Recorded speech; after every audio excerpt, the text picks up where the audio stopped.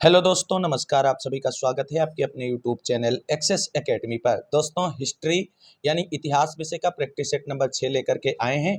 आज की इस वीडियो में हम 63 इंपॉर्टेंट न्यू एग्जाम पैटर्न पर आधारित क्वेश्चंस को डिस्कस करेंगे, जो आप सभी की आगामी परीक्षाओं जैसे TGT, PGT, LT grade, GIC प्रयोक्ता, government degree college, assistant professor, Kendriya Vidyalaya संगठन, डी ट्रिपल एसबी, ईएमआरएस भर्ती परीक्षा के साथ साथ यूजीसी नेट जेआरएफ की तैयारी करने वाले अभ्यर्थियों के लिए काफी हेल्पफुल साबित होने वाला है। तो आइए साथियों, आज का हिस्ट्री का प्रैक्टिस सेट नंबर 6 देख लेते हैं और इसके महत्वपूर्ण क्वेश्चंस को डिस्कस करते हैं। वीडियो में आगे बढ़ने से पहले छोटी सी रिक्वेस्ट है कि प्लीज वीडियो को लाइक करें, दोस्तों में शेयर करें और जितने भाई बहन चैनल पे पहली बार विजिट करें उनसे निवेदन है कि प्लीज चैनल को सब्सक्राइब करके बेल आइकन जरूर दबाएं। तो आइए साथियों, शुरू करते हैं आज का इतिहास विषय का प्रैक्टिस सेट नंबर 6 और देख लेते हैं इस प्रैक्टिस सेट का पहला क्वेश्चन। पहला प्रश्न है दोस्तों, किसका मत है कि कोई भी हिंदू, मुस्लिम और अंग्रेज वस्तुनिष्ठ इतिहास नहीं लिख सकता है? Option A BC Chaudhary, option B RC Majumdar, option C RP Tripathi, option D GN Sharma. Right answer दोस्तों होगा ऑप्शन नंबर आप सभी के सामने है, option number B. RC Majumdar महोदय ने कहा है कि कोई भी हिंदू, मुस्लिम और अंग्रेज वस्तुनिष्ठ इतिहास नहीं लिख सकता है। अगला प्रश्न है, किसने पूर्वी पाकिस्तान को एक स्वतंत्र गणराज्य बांग्लादेश के नाम से घोषित किया? Option A Indira Gandhi, option B Sheikh Mujibur Rahman, option C Sheikh Khaleda Zia और option D Kazi Nazrul. Right answer क्या होगा? राइट आंसर होगा option number B, Sheikh Mujibur Rahman. 1970-71 में शेख मुजीबुर रहमान के नेतृत्व में बांग्लादेश की स्वायत्तता का आंदोलन प्रारंभ हो गया था और पूर्वी पाकिस्तान अर्थात बांग्लादेश की जनता पूर्णतया मुजीबुर रहमान के साथ थी और 16 दिसंबर 1971 को स्वतंत्र बांग्लादेश का उदय हुआ था।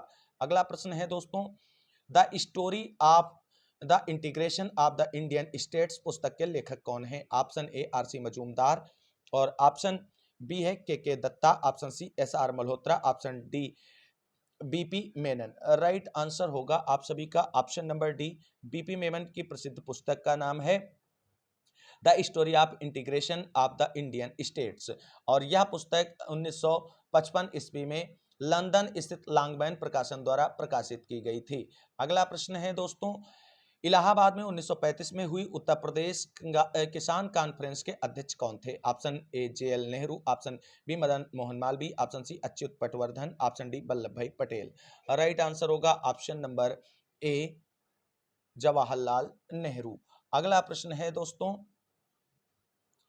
अगला प्रश्न है, सीआर फार्मूला यानी राजगोपालाचारी योजना का विरोध किसने किया था? ऑप्शन ए गांधी जी ने, ऑप्शन बी मोहम्मद अली जिन्ना ने, ऑप्शन सी लॉर्ड माउंटबेटन ने, ऑप्शन डी लॉर्ड इरविन ने। राइट आंसर होगा option number B, Mohammad Ali Jinnah ने सीआर फार्मूला का विरोध किया था। सीआर फार्मूला है क्या साथियों, समझते हैं थोड़ा।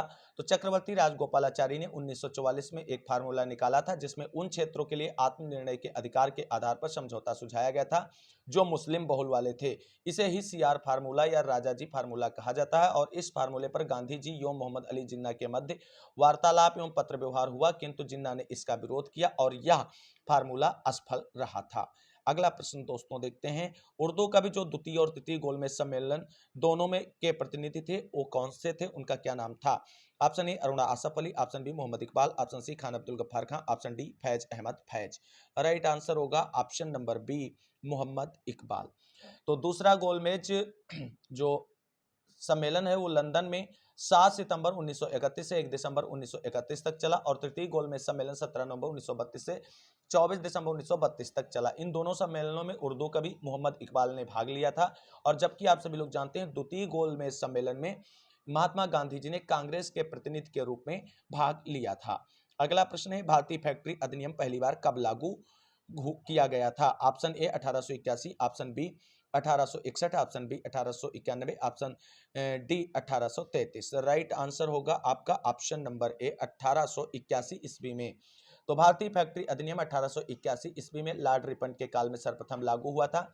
इस अधिनियम के तहत 7 वर्ष से कम आयु के बच्चों को काम करने से प्रतिबंधित किया गया और 7 से 12 वर्ष तक के बच्चों के कार्य की अवधि 9 घंटे निर्धारित की गई और महीने में 4 दिन के अवकाश की भी व्यवस्था की गई थी। अगला प्रश्न देखते हैं दोस्तों, अगला प्रश्न है, स्वामी दयानंद सरस्वती की प्रसिद्ध कृति का क्या नाम एवं उनके विचार प्रकाश जिसमें उनके विचार प्रकाशित हैं। Option A Satyarth Prakash, option B Rast Goftar, option C Gita रहस्य, ऑप्शन डी संवाद कौमुदी।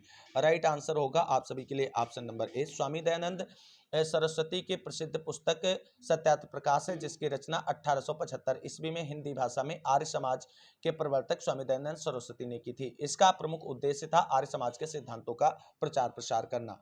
अगला प्रश्न है, निम्न में से किसे धोंधू पंथ के नाम से जाना जाता है? Option A Tatya Tope, option B Nana Saheb, option C Ram Pratap और option D Purandar Singh. Right answer होगा option number B Nana Saheb को जो थे उन्हें धोंधू पंथ के नाम से जाना जाता था और इनका वास्तविक नाम जो था वो धोंधू पंथ ही था। वह अंतिम पेशवा बाजीराव द्वितीय के दत्तक पुत्र थे और कानपुर के 1857 के विद्रोह के नेता नाना साहब को तात्या टोपे का सक्रिय सहयोग प्राप्त हुआ था। अगला प्रश्न है दोस्तों, 1857 ईस्वी के विद्रोह के दौरान वीर कुंवर सिंह का संबंध था। ऑप्शन ए अवध से, ऑप्शन बी बिहार से, ऑप्शन सी कानपुर से, ऑप्शन डी लखनऊ से। राइट आंसर होगा ऑप्शन नंबर बी बिहार से। साथियों 1857 के विद्रोह में वीर कुंवर सिंह ने जगदीशपुर जो बिहार में पड़ता है वहां से 1857 के नेतृत्व का आंदोलन किया था। कानपुर से नाना साहब और तात्या टोपे, लखनऊ से बेगम हजरत महल और अवध से मौलवी अहमदुल्ला ने नेतृत्व का विरोध किया था। किसका? 1857 के विद्रोह का। अगला प्रश्न देखते हैं दोस्तों। अगला प्रश्न है, एज ऑफ कंसेंट एक्ट 1860 ईस्वी ने लड़कियों के विवाह की आयु कितनी निर्धारित की थी? ऑप्शन ए 10 वर्ष, ऑप्शन बी 12 वर्ष, ऑप्शन सी 14 वर्ष और ऑप्शन डी 15 वर्ष। राइट आंसर क्या होगा आप सभी के लिए? राइट आंसर होने वाला है ऑप्शन जो है ऑप्शन नंबर ए 10 वर्ष। अब जान लेते हैं कि एज ऑफ कंसेंट एक्ट है क्या। तो ईश्वर चंद्र विद्यासागर के प्रयासों के फलस्वरूप 1860 ईस्वी में एज ऑफ कंसेंट एक्ट पारित हुआ, जिसके द्वारा महिलाओं के विवाह की न्यूनतम आयु 10 वर्ष कर दी गई, जबकि सारदा एक्ट के माध्यम से लड़कियों के विवाह की न्यूनतम आयु 14 वर्ष और लड़कों की विवाह की न्यूनतम आयु 18 वर्ष निर्धारित की गई थी। अगला प्रश्न है, भारतीय राष्ट्रीय कांग्रेस के पहले मुस्लिम अध्यक्ष कौन थे? Option A Maulana Abul Kalam Azad, option B Hasrat Mohani, option C M A Ansari, option D Badruddin Tyab ji. Right answer होगा option number D Badruddin Tyab ji Bharatiya Rashtriya Congress के प्रथम मुस्लिम अध्यक्ष थे।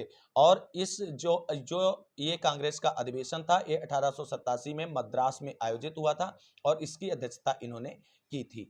अगला प्रश्न है, भारत में स्थापित होने वाला पहला वाणिज्यिक बैंक कौन सा था? Option A Union Bank, option B Bank of Madras, option C Bank of Calcutta, option D Bank of Bombay. Right answer होगा आप सभी के लिए option number C Bank of Calcutta.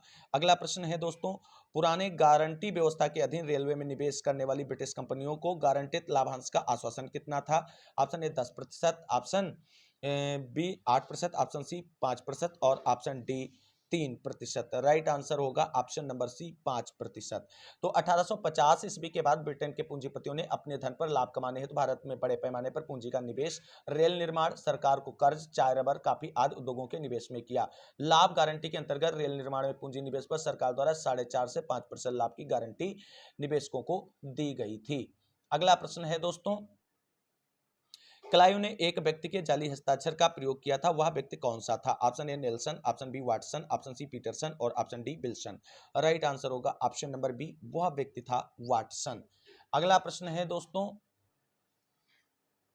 Dalhousie के पहले विलय का सिद्धांत किस राज्य पर लागू किया जा चुका था? Option A Mandvi, option B Kolaba और Jalore, option C Surat, option D उपयुक्त सभी। राइट आंसर होगा ऑप्शन नंबर डी उपयुक्त सभी। साथियों विलय का सिद्धांत सर्वप्रथम ईस्ट इंडिया कंपनी के कोर्ट ऑफ डायरेक्टर्स द्वारा 1834 में प्रयोग किया गया था। हालांकि इसका सर्वाधिक प्रयोग लॉर्ड डलहौजी द्वारा किया गया और सर्वप्रथम कंपनी द्वारा 1839 ईस्वी में मांडवी राज्य को इस सिद्धांत के द्वारा हस्तगत किया गया। तत्पश्चात 1840 में कोलाबा तथा जालौर और 1842 में सूरत को भी कंपनी द्वारा हस्तगत कर लिया गया था। अगला प्रश्न है, दलदली स्थल सुनातनी में 1690 में किसने कलकत्ता की आधारशिला रखी थी? Option A Captain William Heath, option B है Sir Charles Eyre, option C है जॉब चार्नॉक और ऑप्शन डी है जॉन सारमन। और राइट आंसर होगा option number C Job Charnock. साथियों एक ब्रिटिश बस्ती के रूप में कोलकाता का इतिहास 1690 ईस्वी में ब्रिटिश ईस्ट इंडिया कंपनी के एक अधिकारी जॉब चार्नॉक द्वारा यहां पर एक व्यापारिक चौकी की स्थापना से शुरू होता है। आगे चलकर कोलकाता भारतीय राष्ट्रीय आंदोलन का सबसे प्रमुख केंद्र बन गया और 1912 तक कोलकाता ब्रिटिश भारत की राजधानी भी रहा है। अगला प्रश्न है राजा टोडरमल द्वारा किस भू राजस्व व्यवस्था को विकसित किया गया था? ऑप्शन ए बटाई, ऑप्शन बी जरीब, ऑप्शन सी कानकूत और ऑप्शन डी जब्ती। राइट आंसर होगा ऑप्शन नंबर डी जब्ती व्यवस्था। अगला प्रश्न है कश्मीर में ऋषि सिलसिला का संस्थापक कौन था? Option A Syed Mohammad Hamdani, option B है शेख अब्दुल कादिर, ऑप्शन सी शेख नूरुद्दीन और option D Baqi Billah. Right answer होगा option number C Sheikh Nooruddin Kashmir में ऋषि सिलसिला के संस्थापक माने जाते हैं। अगला प्रश्न है भारत में सूफी मत के बारे में निम्न में से कौन सी टिप्पणी सही नहीं है? और ऑप्शन ए है बासरा यानी जो इस्लामिक कानून मानते थे और बेसरा जो इसे बंधे नहीं थे। सूफी घरानों के मोटे तौर पर विभाजित दो संप्रदाय हैं और सही नहीं बताना है। अगला देखते हैं आप। ऑप्शन बी है भारत में चिश्ती और सोहरावर्दी दो सबसे प्रमुख सूफी सिलसिले थे। ऑप्शन सी चिश्ती दक्षिण भारत में सक्रिय थे जबकि दिल्ली तथा आसपास के इलाके में सोहरावर्दियों के क्षेत्र थे। और ऑप्शन डी खानकाह में रहने वाले प्रमुख रहस्यवादी ने व्यापक रूप से सिलसिले की रहनुमाई की।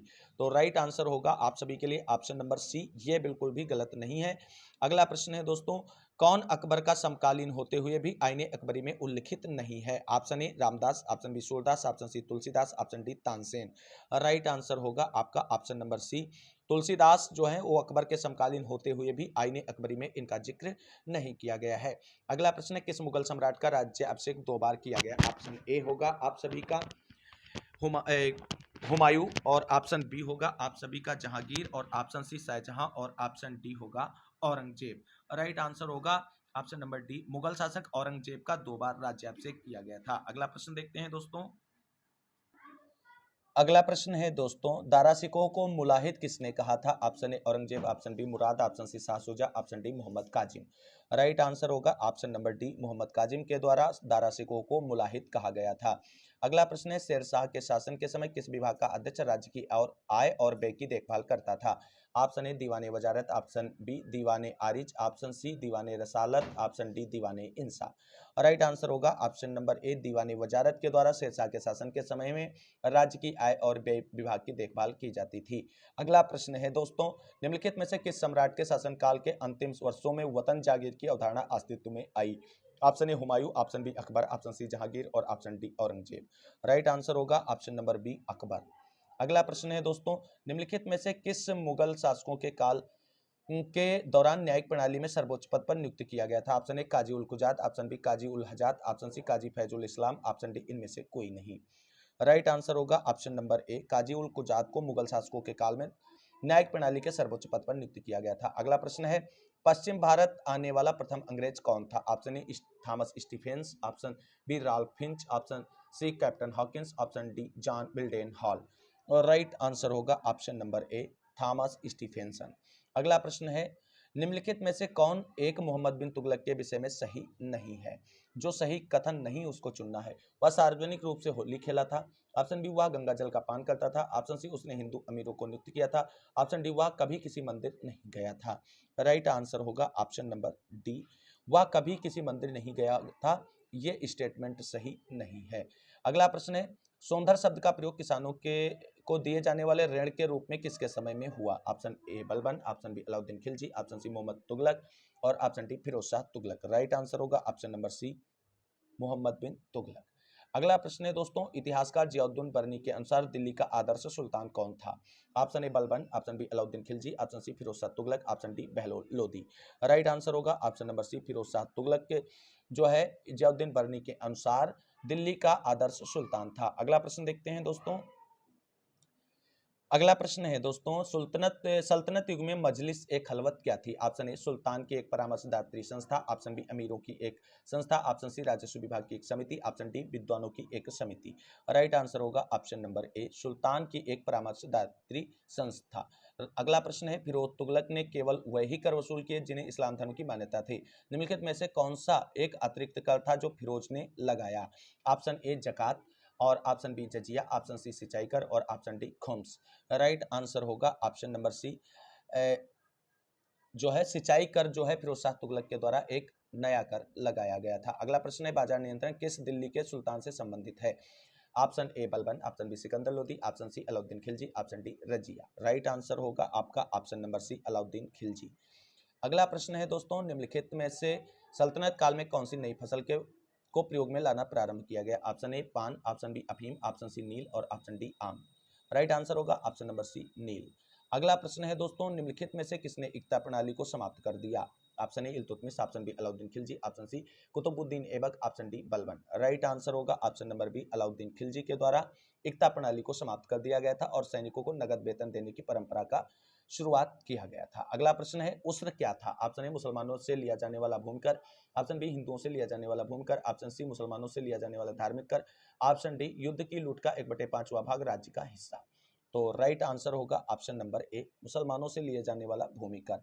अगला प्रश्न है तुर्जुमा ए बाराही किस विषय से संबंधित एक भारतीय ग्रंथ का फारसी रूपांतरण है? ऑप्शन ए आयुर्विज्ञान, ऑप्शन बी ज्योतिष, ऑप्शन सी संगीत, ऑप्शन डी दर्शन। राइट आंसर होगा ऑप्शन नंबर बी ज्योतिष। अगला प्रश्न है किस मुस्लिम शासक के सिक्कों पर लक्ष्मी अंकित की गई थी? बहुत ही इंपॉर्टेंट क्वेश्चन है। Option A Mohammad bin Tughlaq, option B Firoz Tughlaq, option C Mahmud Ghazni, option D Mohammad गोरी।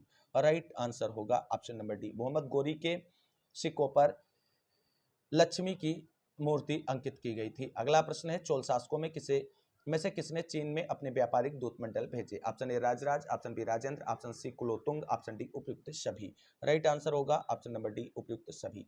दोस्तों अगर अभी तक वीडियो को लाइक नहीं किया तो वीडियो को लाइक कर दें, जिससे हमें मोटिवेशन मिलता है आप सभी लोगों के लिए रेगुलर क्लासेस लाने का। अगर आप सभी लोग लाइक करते हैं और दोस्तों में शेयर करते हैं तो हम आप सभी के लिए बेहतर कंटेंट लगातार आप सभी को डिलीवर करते रहेंगे। अगला प्रश्न है चोल शासन में लगान वसूली का माध्यम क्या था? ऑप्शन ए राज कर्मचारी, ऑप्शन बी ग्राम सभा, ऑप्शन सी सामंत और ऑप्शन डी कोषाध्यक्ष। राइट आंसर होगा ऑप्शन नंबर बी। अगला प्रश्न है समुद्रगुप्त के समय कांची का राजा कौन था? Option A Hastivarman, option B Mantraj, option C Nilraj, option D Vishnugupta. Right answer होगा ऑप्शन नंबर डी समुद्रगुप्त के समय कांची का राजा विष्णुगुप्त था। अगला प्रश्न है निम्नलिखित में से कौन सा एक वाद्य यंत्र समुद्रगुप्त के सिक्कों पर अंकित है? तो ऑप्शन ए मृदंग, ऑप्शन बी बीड़ा, ऑप्शन सी रबाब, ऑप्शन डी मंजीरा। राइट आंसर होगा आप सभी के लिए ऑप्शन नंबर बी। तो साथियों आप सभी लोगों के लिए यहाँ पर एक क्वेश्चन हम ड्रॉप आउट कर रहे हैं, आप सभी का उसको आंसर कमेंट करना है। ऐसा कौन सा मुगल शासक था जो वीणा बजाने में इंटरेस्ट रखता था? उसका नाम आप सभी को कमेंट करना है। अगला प्रश्न है दोस्तों, अगला प्रश्न है और बहुत ही इंपॉर्टेंट प्रश्न है, निम्नलिखित आरोहण क्रम की प्रशासनिक संरचना में किसका सही क्रम है? ऑप्शन ए द्रोणमुख स्थानीय संग्रहण और कार्वतिक, ऑप्शन बी स्थानीय कार्वतिक द्रोणमुख संग्रहण और ऑप्शन सी स्थानीय द्रोणमुख कार्वतिक संग्रहण और ऑप्शन डी स्थानीय द्रोणमुख संग्रहण और कार्वतिक। राइट आंसर क्या होगा? राइट आंसर होगा ऑप्शन नंबर सी, यानी पहले स्थानीय होता है, उसके बाद द्रोणमुख, उसके बाद कार्वतिक और उसके बाद संग्रहण। अगला प्रश्न है निम्न में से कौन सा स्रोत चंद्रगुप्त मौर्य को क्षत्रिय मानता है? Option A Vishnu Purana, option B Mudra Rakshasa, option C Arthashastra और option D Divyavadana. Right answer होगा option number D Divyavadana Chandragupta Maurya को क्षत्रिय मानता है, वही मुद्रा राक्षस जो है चंद्रगुप्त मौर्य को निम्न कुल में उत्पन्न मानता है और इन्हें वृषल कहा गया है। अगला प्रश्न है निम्नलिखित में से किसके साथ धर्म की शब्दावली से संबंधित है? ऑप्शन ए सांची बौद्ध विहार, ऑप्शन बी नालंदा बौद्ध विहार, ऑप्शन सी सारनाथ बौद्ध विहार, ऑप्शन डी कुशीनगर बौद्ध विहार। Right answer option number C होगा सारनाथ बौद्ध विहार। अगला प्रश्न है नारायण के साथ विष्णु के तादम का प्राचीनतम उल्लेख कहां से प्राप्त होता है? ऑप्शन ए तैत्रीय आरण्यक से, ऑप्शन बी महाभारत से, ऑप्शन सी पतंजलि के महाभाष्य से, ऑप्शन डी बौधायन धर्मसूत्र से। राइट आंसर होने वाला है आपका ऑप्शन नंबर बी महाभारत। अगला प्रश्न है राजत्व की दैवी उत्पत्ति का सिद्धांत प्रथम बार पाया जाता है? ऑप्शन ए ऋग्वैदिक साहित्य से, ऑप्शन बी उत्तर वैदिक साहित्य से, ऑप्शन सी जैन साहित्य से, ऑप्शन डी बौद्ध साहित्य से। राइट आंसर होगा ऑप्शन नंबर बी उत्तर वैदिक साहित्य से। अगला प्रश्न है और उसमें आपको सही सुमेलित करना है और उसके बाद दिए गए कूट में से सही कूट का चयन करते हुए उत्तर बताने हैं। तो आप सभी लोग मिलाने का प्रयास करें। एक तरफ सूची 1 के दिए गए हैं सच और दूसरी तरफ सूची 2 दी गई है। एक तरफ यानी कह लीजिए विचारधाराएं दी गई हैं और दूसरी तरफ उनके प्रतिपादकों के नाम दिए गए, इनको मिलाना है। तो योग सूत्र को सबसे पहले हम जो जानते हैं उसी को मिलाना शुरू करेंगे अगर ऐसा कोई प्रश्न आता है। तो देखिए योग सूत्र किससे मिलेगा? योग सूत्र तो भैया आपका हो जाएगा पतंजलि से। किससे हो जाएगा बताइए आप सभी लोग?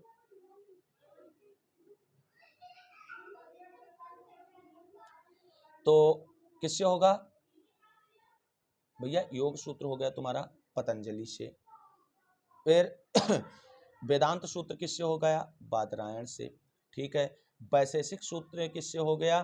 तो ये आप जानते हैं कणाद से हो गया। ठीक है। अब पूर्व मीमांसा किससे संबंधित है वो आप बता देंगे, बाकी हो जाएगा। तो ये आपकी संबंधित है भैया जैमिनी से। किससे? जैमिनी से। तो पहले का तीसरा एक ही में है, तो right answer option number C बन जाएगा। अगला प्रश्न देखते हैं दोस्तों। अगला प्रश्न है दोस्तों, प्राचीन भारत में लंबाई नापने की इकाई क्या कहलाती थी? ऑप्शन ए रत्तिका, ऑप्शन बी निमिष, ऑप्शन सी कार्स और ऑप्शन डी यो। राइट आंसर आपका ऑप्शन नंबर ए है रत्तिका। अगला प्रश्न है, सिंधु घाटी की लिपि की सूचना प्राप्त होती है? ऑप्शन ए आभूषणों से, ऑप्शन बी मूर्तियों से, ऑप्शन सी मोहरों से, ऑप्शन डी खिलौनों से। Right answer option number C होगा। आप सभी लोग जानते हैं सिंधु घाटी की लिपि जो है वो उसकी सूचना मोहरों से प्राप्त होती है और यहाँ पर अधिकतर मोहरें सेलखड़ी से बनी प्राप्त हुई हैं और यहाँ की लिपि को पिक्टोग्राफिक लिपि के नाम से भी पुकारा जाता है। अगला प्रश्न है, निम्नलिखित में से कौन सा उत्तर प्रदेश का स्थल सिंधु सभ्यता का केंद्र नहीं है? Option A Hulas, option B Sothi, option C Alamgirpur और ऑप्शन डी कोल्डी हवा। राइट आंसर होगा ऑप्शन नंबर डी कोल्डी हवा जो है ये सिंधु घाटी सभ्यता का स्थल नहीं है। अगला प्रश्न है, हड़प्पा संस्कृति से जुड़ा पूरा स्थल सुतकांगेडोर किस नदी के तट पर स्थित है? Option A Sindhu, option B Jhelum, option C Saraswati, option D दास्क। और right answer option number D होगा दास्क नदी। और साथियों हड़प्पा सभ्यता के सबसे सर्वाधिक स्थल जो है वो सरस्वती नदी के किनारे खोजे गए हैं। राइट आंसर आपका ऑप्शन नंबर डी होगा। अगला प्रश्न है, हड़प्पा की ईंटों की माप का अनुपात क्या था? Option A 1:2:3, option B 1:2:4, option C 1:3:4 और ऑप्शन डी है 1:2:5। राइट आंसर भैया सीधा सा हो जाएगा 1:2:4। अगला प्रश्न देखते हैं दोस्तों। अगला प्रश्न है, इनमें से किन्हें भारत के प्राग इतिहास के अध्ययन को आरंभ करने का श्रेय दिया जाता है? ऑप्शन ए कामियाडे, option B Robert Bruce Foote, option C H D. Sankalia और ऑप्शन डी डी टेरा। और राइट आंसर भैया सीधा सा हो जाएगा option number B Robert Bruce Foote जो हैं इन्हें भारत के प्राग इतिहास के अध्ययन का आरंभ करने का श्रेय दिया जाता है। और इन्होंने किस स्थान से हस्तकुठार प्राप्त किया था उस स्थान का नाम आप सभी को कमेंट करके बताना है। अगला प्रश्न है, प्राग ऐतिहासिक काल का कौन सा स्थल ताम्रवती नदी के नाम से प्रसिद्ध है? Option A Kayath, option B Gilund, option C Ahar और option D Maheshwar. Right answer option number C होगा अहाड़। अगला प्रश्न है दोस्तों, नवपाषाण काल में वह कौन सा स्थान था जहां से बड़ी संख्या में हड्डी के बने औजार व हथियार प्राप्त हुए हैं? ऑप्शन ए चिरांद, ऑप्शन बी छोटा नागपुर, ऑप्शन सी चुनार और option D Jhusi. Right answer होगा ऑप्शन नंबर ए चिरांद। अगला प्रश्न है दोस्तों, मेसोलिथिक युग से संबंधित इनमें से कौन सा बयान गलत है? गलत कथन को चुनना है, तो बताएं फटाक से आप सभी लोग कि कौन सा कथन इसमें गलत है। ऑप्शन ए है, यह मेसोलिथिक तथा नियोलिथिक युग के बीच की संक्रमण अवधि रही है। ऑप्शन बी है, वह गाय कुत्ते बैल बकरी जैसे जानवरों को पालना आरंभ करते थे। ऑप्शन सी, मेसोलिथिक युग के उपकरणों की गुण की विशेषता लघु पाषाण युक्त थे। ऑप्शन डी है, सन 1867 में कार्लाइन ने बिंद के चट्टानी आवासों से माइक्रोलिथ्स को पहली बार खोज किया था। तो 57 के लिए राइट आंसर होगा ऑप्शन नंबर ए। अगला प्रश्न दोस्तों देखते हैं। प्रश्न है, निम्न में से किसने बालाथल का उत्खनन किया? Option A S R Rao, option B B Lal, option C K N Puri, option D B N Mishra. और राइट आंसर होगा option number D B N Mishra. अगला प्रश्न है दोस्तों, बाबर की मृत्यु 26 दिसंबर 1530 ईस्वी में हुई और इसे आगरा के आराम बाग में दफनाया गया। बाद में शेर शाह के शासनकाल के दौरान उसके शरीर को निम्नलिखित में से किस स्थान पर ले जाकर दफनाया गया? Option A Delhi, option B Fergana, option C Kabul और option D Samarkand. Right answer होगा ऑप्शन नंबर सी काबुल। अगला प्रश्न है, निम्न में से किस सुल्तान के काल में फिरदौसिया सूफियों को उत्पीड़न व प्राण दंड झेलना पड़ा? Option A Balban, option B Alauddin Khilji, option C Mohammad bin Tughlaq, option D Firoz Shah Tughlaq. Right answer होगा ऑप्शन नंबर डी। अगला प्रश्न है दोस्तों, वह कौन सा हिंदू चित्रकार था जो जहांगीर के द्वारा ईरान के शाह अब्बास प्रथम की छायाचित्र बनाने के लिए भेजा गया था? Option A Basawan, option B Dashrath, option C Bishandas और option D Manohar. Right answer होगा ऑप्शन नंबर सी बिशनदास। अगला प्रश्न है, 1556 में दिल्ली को खोने वाला हिंदू शासक कौन था? Option A Prithviraj Chauhan, option B Hemu, option C Rana Sangram Singh और ऑप्शन डी मेदिनी राय। और राइट आंसर होगा ऑप्शन नंबर बी हेमू। अगला प्रश्न है दोस्तों और आज के वीडियो का अंतिम प्रश्न है, ब्रिटिश काल के दौरान भारत का शीर्ष न्यायालय निम्नलिखित में से कौन सा था? Option A federal court, option B presidency court, option C privy council और ऑप्शन डी इंग्लैंड का सुप्रीम कोर्ट। राइट आंसर होगा option number C privy council. तो साथियों ये था हिस्ट्री का प्रैक्टिस सेट नंबर 6 जिसके अंतर्गत 63 इंपॉर्टेंट क्वेश्चंस को आप सभी के साथ हमने डिस्कस किया। उम्मीद करते हैं आप सभी को क्वेश्चंस अच्छे लगे होंगे। अगर इस वीडियो के क्वेश्चंस अच्छे लगे हैं तो आप सभी से निवेदन है कि प्लीज वीडियो को लाइक करें, दोस्तों में शेयर करें और फटाफट चैनल को सब्सक्राइब कर लें आगे की तैयारी फ्री ऑफ जारी रखने के लिए। आज की वीडियो को अंत तक देखने के लिए सभी साथियों को तहे दिल से शुक्रिया, बहुत बहुत धन्यवाद। मिलते हैं अगली वीडियो में, तब तक के लिए सभी साथियों को जय हिंद, जय भारत, वंदे मातरम। आप सभी साथियों का दिन शुभ हो।